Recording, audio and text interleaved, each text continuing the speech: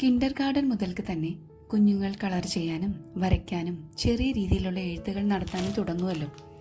അതെങ്ങനെ ഓരോ ഘട്ടത്തിലും നടക്കുന്നു എന്ന് നമുക്ക് നോക്കാം. അതോടൊപ്പം കുഞ്ഞുങ്ങൾ എഴുതാൻ ബുദ്ധിമുട്ടുന്ന സമയം അമ്മമാർക്ക് അവരെ എങ്ങനെയെല്ലാം സപ്പോർട്ട് ചെയ്യാൻ സാധിക്കുമെന്നുകൂടി നമുക്കറിയാൻ ശ്രമിക്കാം. കുഞ്ഞ് 3 വിരലുകൾ ഉപയോഗിച്ച് പെൻസിൽ പിടിച്ചു തുടങ്ങുന്ന ഈ രീതിയെ ട്രൈപോഡ് ഗ്രാസ്പ് എന്നാണ് പറയുന്നത്. ഘട്ടം ഘട്ടമായാണ് ഈ ഫേസിലേക്ക് കുഞ്ഞുങ്ങൾ എത്തിച്ചേരുന്നത്. 1 മുതൽ 1.5 വയസ്സ് വരെ മുഴുവൻ കൈകളും ഉപയോഗിച്ച് കുഞ്ഞുങ്ങൾ പെൻസിൽ പിടിക്കുന്നു. 2 മുതൽ 3 വയസ്സിനകത്ത് കുഞ്ഞ് പെൻസിൽ മുഴുവൻ കൈകൊണ്ട് പിടിക്കുന്നതിനൊപ്പം കൈപ്പത്തി മുകളിലേക്കോ മുന്നോട്ടോ തിരിച്ച് തള്ളവിരലിലും ചൂണ്ടുവിരലിലും പ്രഷർ നൽകാൻ തുടങ്ങുന്നു. ഈ സമയങ്ങളിൽ നമുക്ക് ഗ്രാസ്പ് കുറച്ച് മെച്ചപ്പെടുത്തുന്നതിനായി ജംബോ ക്രയോണുകളോ കനം കൂടിയ ഗോൾഫ് പെൻസിലുകളോ കുഞ്ഞുങ്ങൾക്ക് നൽകാം.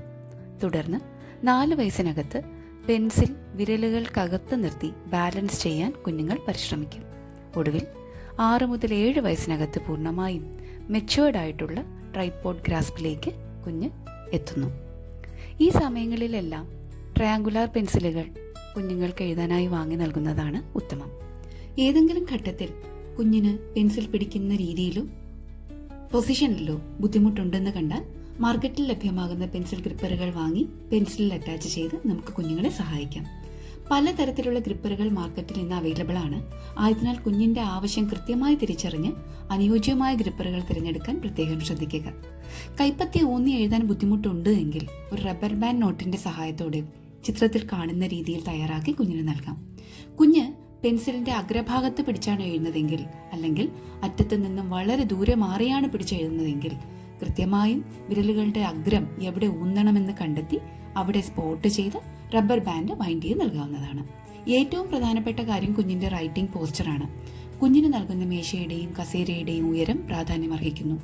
കുട്ടി തോളുകൾ വളയ്ക്കാതെ കൈപ്പത്തിക്ക് സപ്പോർട്ട് നൽകാൻ പാകത്തിനുള്ളതായ ഉയരം മേശയ്ക്കുണ്ടാകണം. കൈമുട്ടുകൾ മേശമേൽ വിശ്രമിച്ചുകൊണ്ടാണ് എഴുതേണ്ടത്. ഒപ്പം ബുക്കിന്റെയോ പേപ്പറിന്റെയോ ചരിവും ശ്രദ്ധിക്കേണ്ടതാണ്.